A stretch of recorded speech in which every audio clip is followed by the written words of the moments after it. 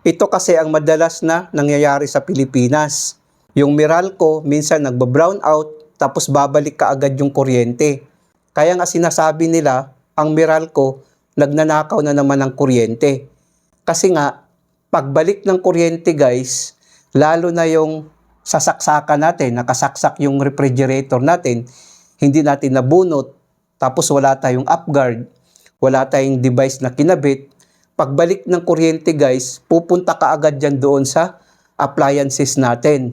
So dahil yung appliances natin, naka-energize siya, hihigop yun ngayon ng kuryente. So lalakas yung ampirahe ng kuryente natin, no? Bali, ang ikot ng kwentador, hindi siya stable.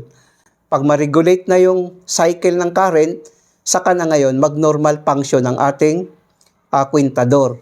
Yun kasi ang madalas na na-encounter sa Pilipinas na ganong problema. Ngayon, para maiwasan natin yan, na hindi kaagad masisira yung mga device natin kung saan nakasaksak sa ating mga outlet, so gumamit tayo ng ganitong setup guys. Mayroon tayong contactor, tapos mayroon tayong timer, mayroon tayong circuit breaker. Ang contactor natin guys na ating gagamitin ay 60 ampere. Makikita yan dito sa gilid ng contactor natin. Makikita yan ang 60A, 60 ampere na ating gagamitin. Tapos ang timer natin guys, ito ay on-delay timer, no? Ito na yung magnetic contactor natin. Tapos ito naman yung circuit breaker natin na single phase.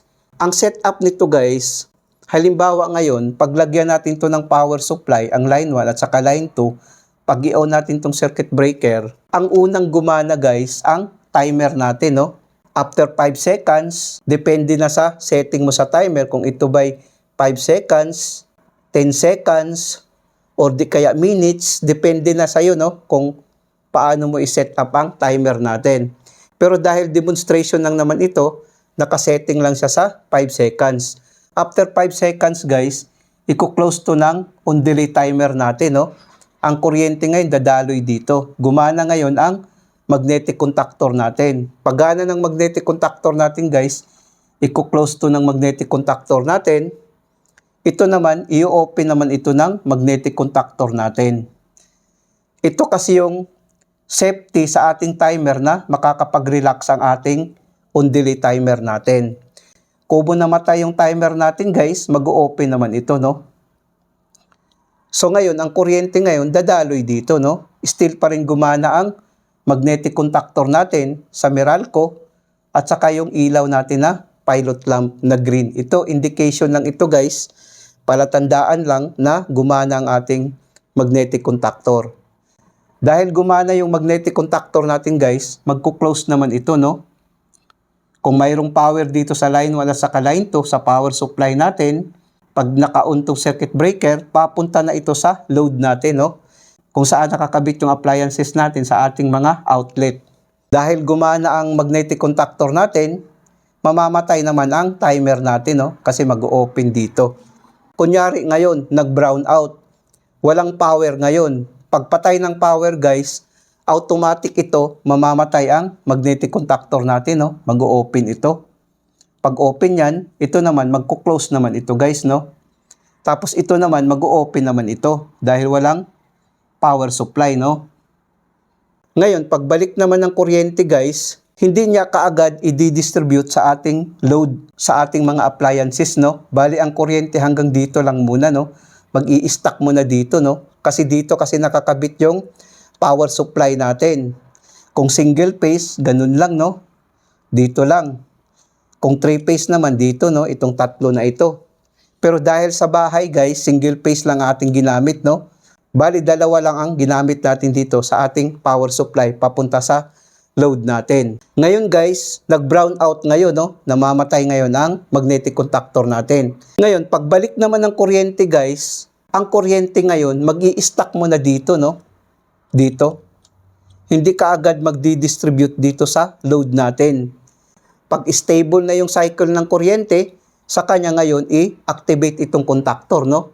Ganun pa rin ang setup, no? After 5 seconds, magko-close ito. Gagana ang magnetic contactor, magko-close ito, mag-open naman ito, no? Tapos ito naman, magko-close naman ito. Ito ang kagandahan guys na diagram para sa ating bahay para maiwasan natin ang pagtaas ng ating bill sa kuryente. Dahil pag brown out kasi guys, pagbalik ng kuryente, mag-i-stack mo na yung kuryente dito, no? Hindi ka agad i-distribute dito sa load natin. Ito ang kagandahan na setup guys para sa bahay natin, no? Ngayon guys, i-try natin na lagyan natin ng power para makikita din natin kung ano ang function nito, no? Ngayon, i-on natin ang circuit breaker, no? Dahil demonstration lang ito, nakalagay lang siya sa 5 seconds. I-on natin ang circuit breaker. Unang gumana ngayon ang timer, no? After 5 seconds, gagana ngayon ang contactor natin. Kung makikita natin guys, gumana ang contactor natin, no? Gumana din ang green light natin, no? Ang pilot lamp natin na green. Tapos ito naman guys, magko-close ito, no? Papunta ito ngayon sa load natin.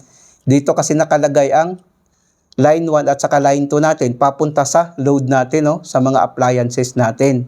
Pag mag-brown out, tingnan natin guys, no? Kung nag-brown out siya, mamamatay siya, no? Kasi nag-brown out. Walang power supply ngayon dito. Ngayon, pagbalik naman ng kuryente, ang unang gumana ang timer. Kung makikita natin, no? Timer muna ang gumana. Saka ngayon ang sa Meralco natin. Yan ay safety yan guys para ang kuryente makumplito niya ang kanyang cycle.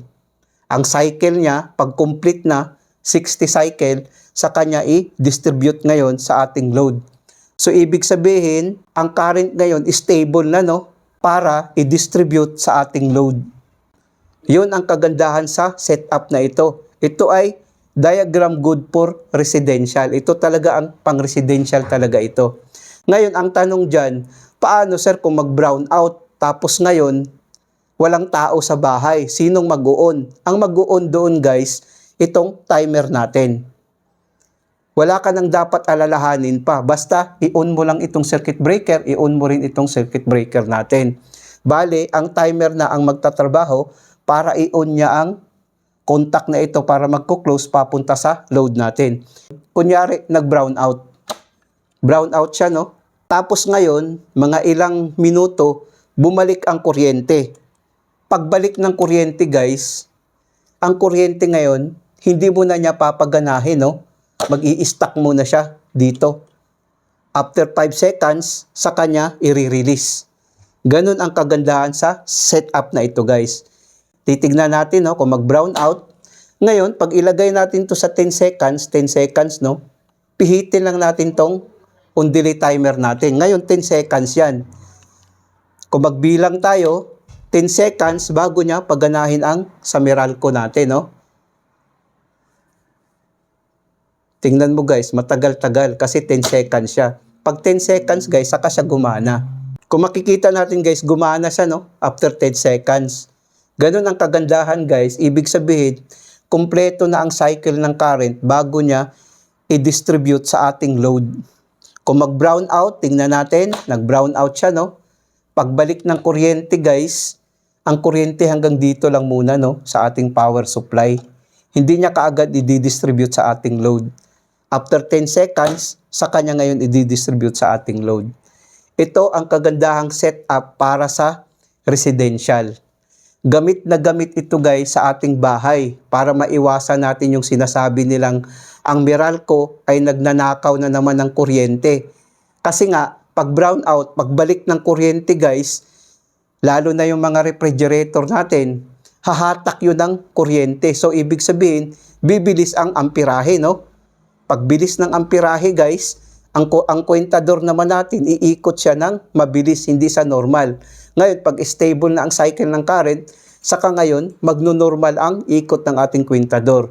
Kung makikita natin, no, mag-brown out, pag-on, balik, stack mo na yung power dito, no? Saka i-distribute niya sa load, no?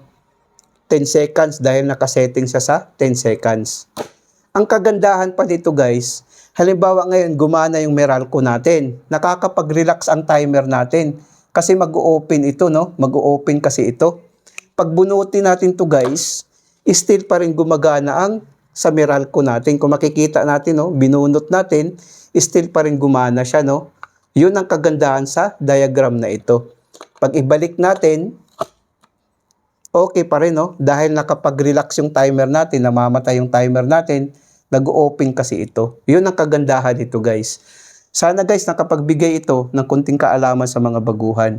Maraming salamat sa inyo guys, hanggang sa muli.